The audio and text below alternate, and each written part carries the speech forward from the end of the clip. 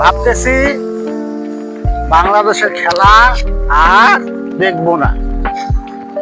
আমার মতন এরকম 17 কোটি মানুষে 18 কোটি মানুষে বলতেছে তারা আর বাংলাদেশের খেলা দেখতে চায় না।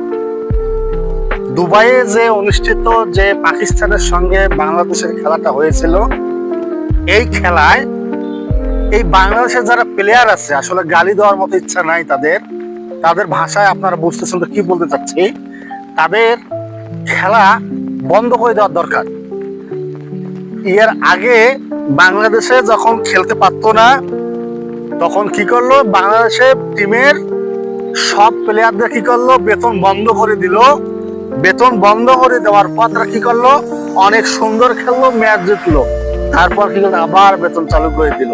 আসলে আমাদের ভুল, আমাদের যারা উপরে কর্মকর্তা তাদের ভুল হচ্ছে এই যে তাদের বেতনটা যদি বন্ধ করে দেওয়া থাকতো, তাহলে এশিয়া কাপটা 2025 সালে বাংলাদেশের আসতো।